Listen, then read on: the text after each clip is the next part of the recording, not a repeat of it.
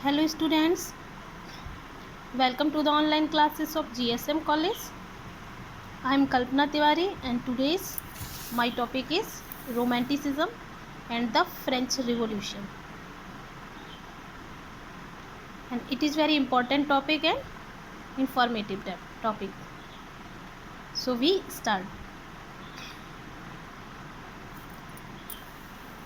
The period between the publication of lyrical ballads and Queen Victoria's taking of throne is called the Romantic Age.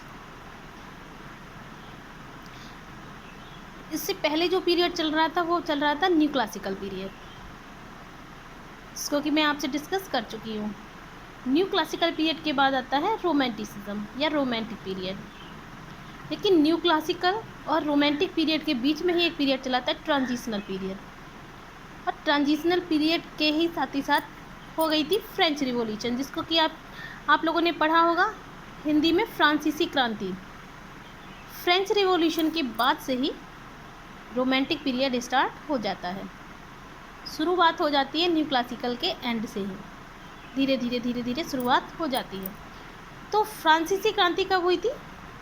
फ्रांसीसी क्रांति हुई थी 1789 में। 1789 में जो थी वो फ्रेंच रिवॉल्यूशन हुई थी। इसको मैंने डीपली डिस्कस किया है। तो the period between the publication of lyrical ballads, जो समय था पब्लिकेशन लिरिकल बैलेड्स का, and Queen Victoria's taking of throne, और क्वीन विक्टोरिया का थ्रोन मतलब होता है वैसे मुकुट, यहाँ पर सिंहासन, जैसे ही क्वीन विक्टोरिया का सिंहासन पे बैठना होना था और लिरिकल बैलेड जो कि पब्लिश्ड हुआ था is called the romantic as, वहीं से रोमांटिक एज की शुरुआत हो जाती है, जब क्वीन विक्टोरिया अपने थ्रोन पर आती हैं, अपने सिंहासन पर आती हैं। और लिरिकल बैलेड जो है एक वर्क है जो कि लिखा गया था by William Wordsworth and ST. Coleridge. ST. Coleridge और विलियम वर्ड्सवर्थ दोनों लोगों ने साथ में ही लिखा था लिरिकल बैलेड्स। तो जब लिरिकल बैलेड पब्लिश्ड हुआ था और क्वीन विक्टोरिया अपने थ्रोन पर आई थी, तभी से रोमांटिक एज की स्टार्टिंग हो गई थी। It covers the period of almost 40 years from 1798 to 1837। ये रोमांटिक एज का जो पीरियड चला था वो 40 ईयर्स तक चला था। ये 1798 से स्टार्ट हो गया था और 1837 तक चला था। देखिए बहुत ईजी है समझना, बस थोड़ा सा ध्यान देना है। फ्रेंच रिवॉल्यूशन जो है वो 1789 में हुई थी, लेकिन लिरिकल बैलेड जो है वो पब्लिश्ड हुआ था 1798 में। एक ही डेट है, बस थोड़ा सा अंतर है, इधर 89 है और इधर 98 है। तो लिरिकल बैलेड की पब्लिशिंग हुई थी 1798 में और फ्रेंच रिवॉल्यूशन हुई थी 1789 में। और जो रोमांटिक एज चला है ये 1798 टू 1837 तक चला है। Romanticism originated in the second half of the 18th century. Romanticism जो ऑरिजिन हुआ था, मतलब इसका शुरुआत जो हो गई थी वो second half of the 18th century के सेकेंड हाफ में ही इसकी शुरुआत हो गई थी। It was the time of, दो बार ओप लिखा है ये, it was the time of the French revolution, और यही जो second half of the time है 18th सेंचुरी का, यही टाइम था फ्रेंच रिवॉल्यूशन का, मतलब फ्रांसीसी क्रांति का। It was the time of French revolution. It was a revolt, ये एक तरीका का रिवोल्ट था। रिवोल्ट का मतलब होता है विद्रोह। It was a revolt of the common people.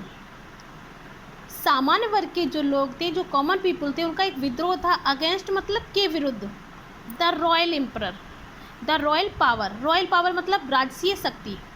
Aristocratic family के जो लोग थे, जो राजसी घराने के जो लोग थे, या राजसी घराने से जो संबंधित लोग थे, या राजसी घराने से जो भी ताल्लुक़ रखते थे, उन सभी लोगों के प्रति ये एक तरह से रिवोल्ट था, एक विद्रोह था।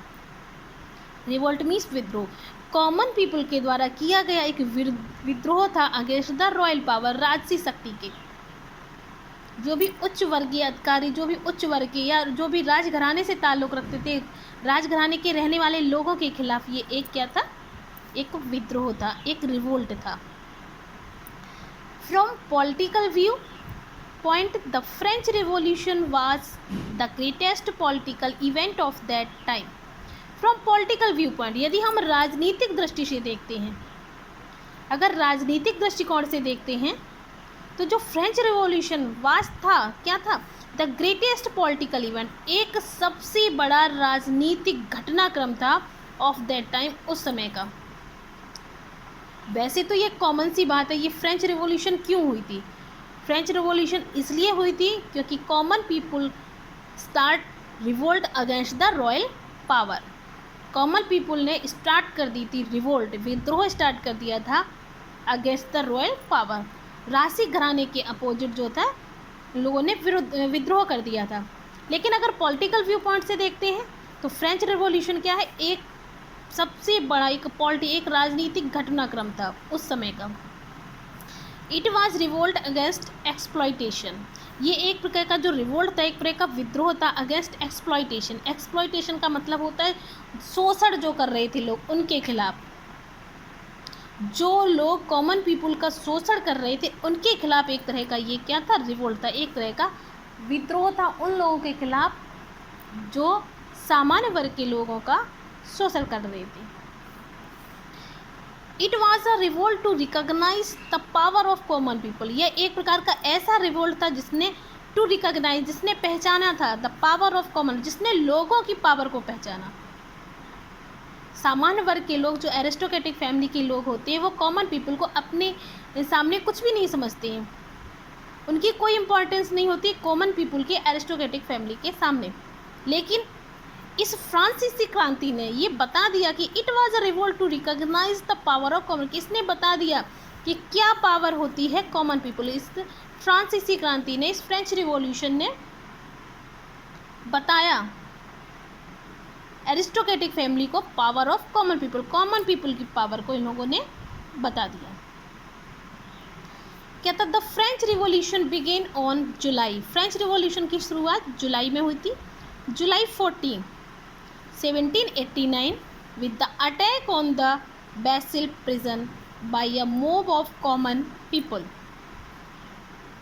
फ्रेंच रिवॉल्यूशन की शुरुआत जुलाई 14, 1789 में हुई थी। विद द अटैक के साथ में ऑन द बेस्टिल प्रिजन जो था उस पर अटैक किया गया था। बाय अ मोव का मतलब होता है एक भीड़ के द्वारा, वो भीड़ किसकी थी, by a mob of common people, एक कॉमन पीपल की भीड़ के द्वारा एक अटैक किया गया था बेस्टिल प्रिजन पे जुलाई 14, 1789। और यहीं से क्या था, फ्रेंच रिवॉल्यूशन की शुरुआत हुई। The French Revolution began on July 14, 1789, whereas Lyrical Ballad was published in 1798. It ended with the massacre of all members of the royal family and its supporters. It ended, और इसका अंत कब हुआ French revolution का? It ended with the massacre का मतलब होता है नरसंहार। मसेकर का मीन्स क्या होता है, मसेकर का मीन्स होता है नरसंहार। नरसंहार का मीन्स होता है जिसमें बुरी तरह से लोगों को मतलब देखा ही ना जाए कि कौन है। नर मतलब मनुष्य, मनुष्यों का संहार किया जा रहा था, इसमें हाँ बनेगा नरसंहार। तो it ended with the massacre of all members of the royal family, royal family के जितने भी मेंबर्स थे उनका नरसंहार किया जाता है। उनका नरसंहार करने के बाद ही इसके एंड होता है। एंड इट्स सपोर्टर, और जो भी इसके सपोर्टर्स थे, जो लोग एरिस्टोक्रेटिक फैमिली से बिलोंग करते थे या एरिस्टोक्रेटिक फैमिली से संबंधित थे, रिलेटेड थे उसके, या खुद भी एरिस्टोक्रेटिक फैमिली के थे, उन सभी का क्या कर दिया गया था, मसेकर कर दिया गया था, उन सबका नरसंहार कर दिया गया था by the common people. It was called the victory of, और इस विजय को कहा गया था लिबर्टी, फ्रेटर्निटी एंड इक्वलिटी। स्वतंत्रता, फ्रेटर्निटी बंधुत्व, और इक्वलिटी मीन्स समानता, स्वतंत्रता, बंधुत्व और समानता, इसकी विजय हुई थी। इनफैक्ट वास्तव में romanticism is victory of heart over head, और वास्तव में ये विजय थी रोमांटिसिज्म की, विक्ट्री हुई थी ऑफ हार्ट ओवर हेड, दिमाग के जो अभी तक न्यू क्लासिकल के टाइम पे जो सारी चीज़ें थी विट विजडम के ऊपर लिखी जा रही थी पोइम, तो दिमाग की हृदय पर, दिल पर विजय हुई थी। एंड इमोशंस ओवर रीजन, और भावनाओं की विजय हुई थी रीजन पर, तर्क पर।